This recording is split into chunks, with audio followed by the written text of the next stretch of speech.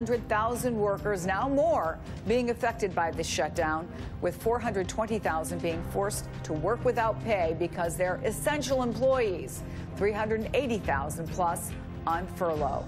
So we've got a lot to talk about. Joining me now, NBC's Hans Nichols from the White House, MSNBC's Garrett Haake from Capitol Hill, Bill Kristol, conservative commentator and director of Defending Democracy Together, and Jason Johnson, politics editor at TheRoot.com, along with Ambassador Wendy Sherman, who served as Undersecretary of State for Political Affairs in the Obama administration. The president also talking about ISIS, by the way, in this long debriefing of reporters at this pool spray of the cabinet. So let me start with you there. I see you in the press room.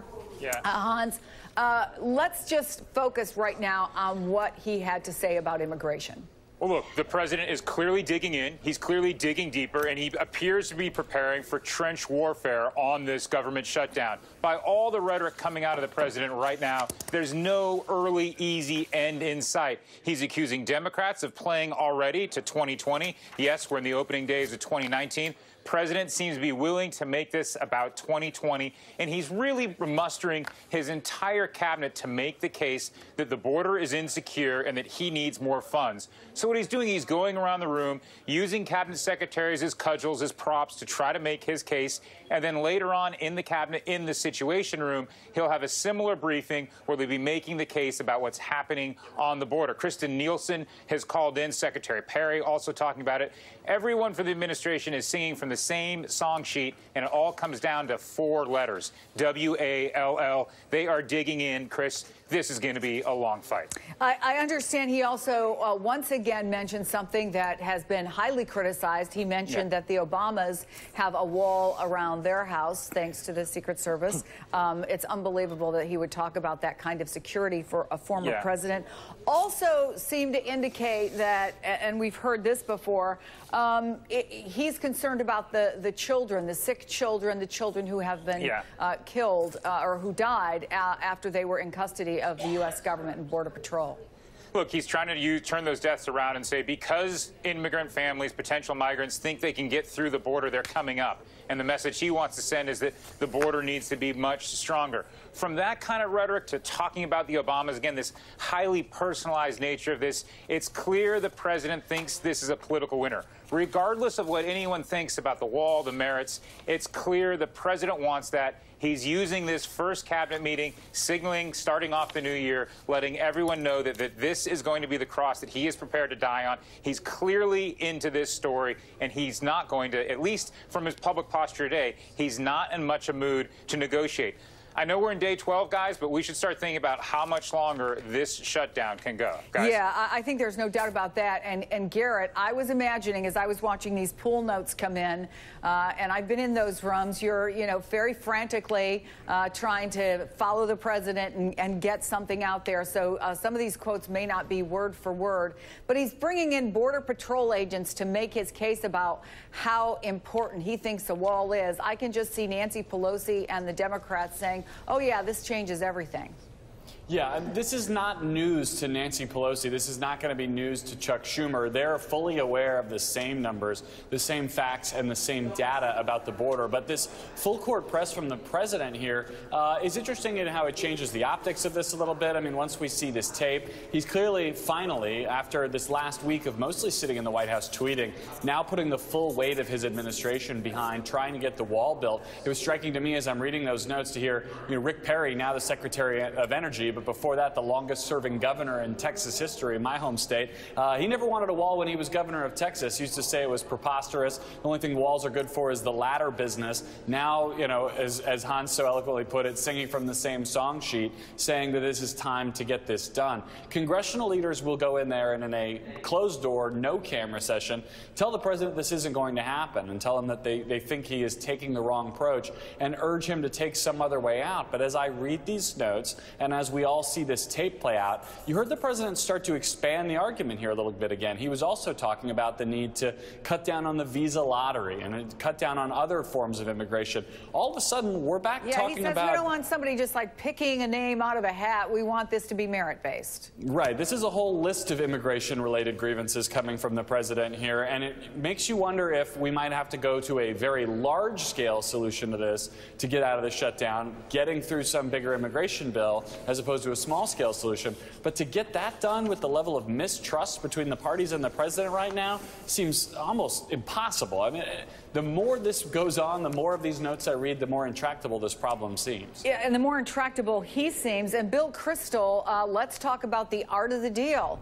This is a guy who, for the first time, he has not made any phone calls throughout these 12 days to Democratic leaders. Now he's going to be with them face to face. And as a prelude to it, he says, I want my $5 billion. That's it.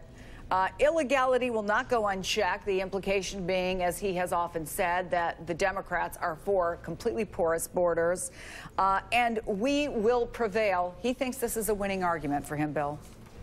Yeah, and I think the incoming Speaker of the House, Nancy Pelosi, is going to say this.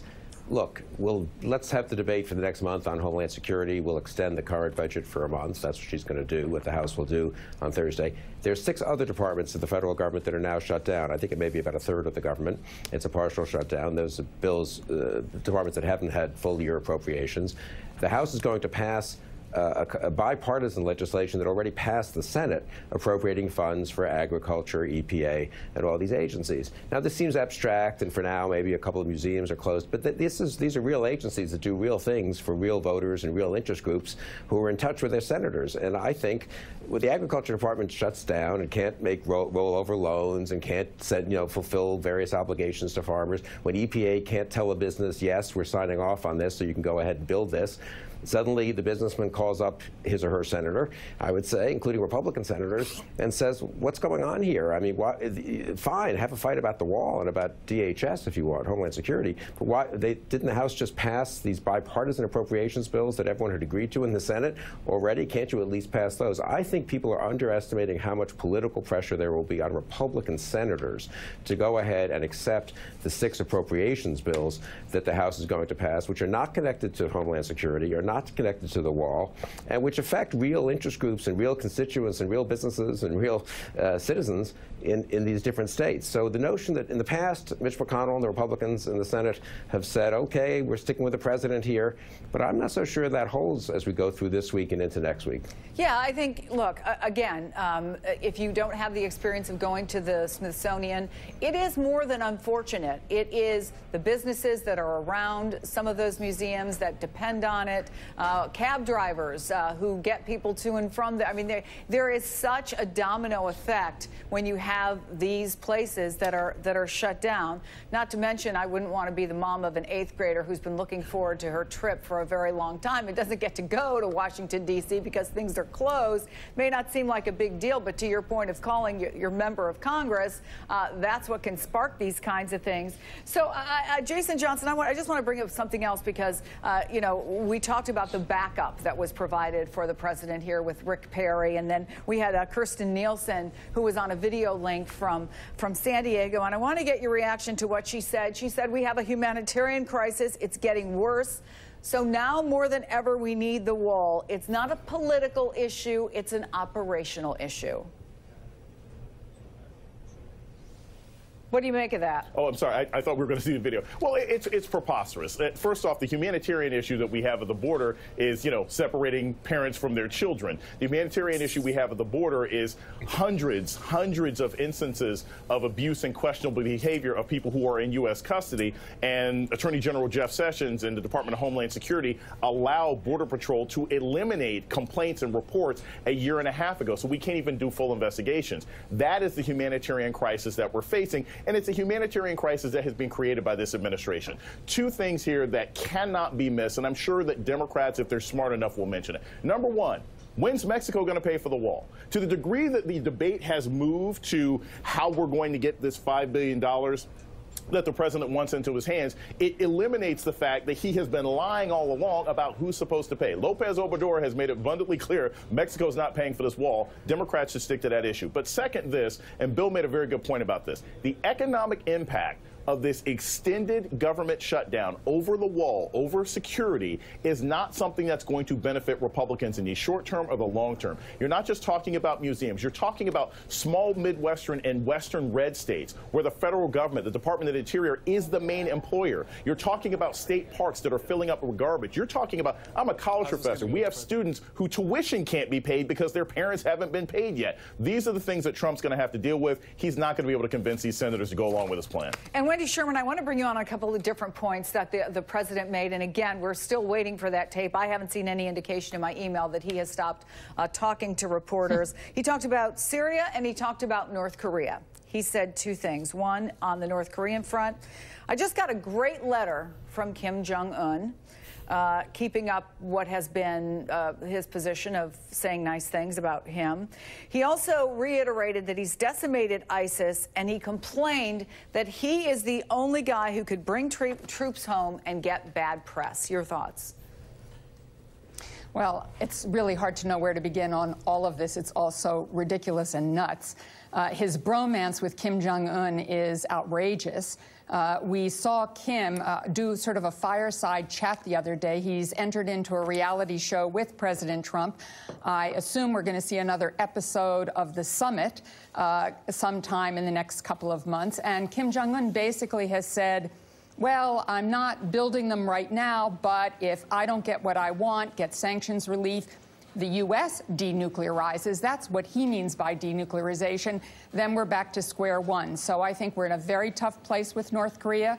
The South Koreans want a very different, nuanced approach than President Trump, so we're absolutely nowhere and could find ourselves right back in crisis. Where Syria is concerned, we have heard the president on all sides of this argument. Everybody wants to bring troops home. Nobody wants our soldiers to be abroad longer than they need to, but how you do it, when you do it, working with our allies to do it, making sure that Israel's protected, all of these things went by the wayside. Senator Graham went to meet with the president, came out and said, well, he's going to slow this down. I think this is the right process. And yet here we have the president back again this morning saying that we're going to get out and we're going to get out now. So the president's trying to have all things, all sides.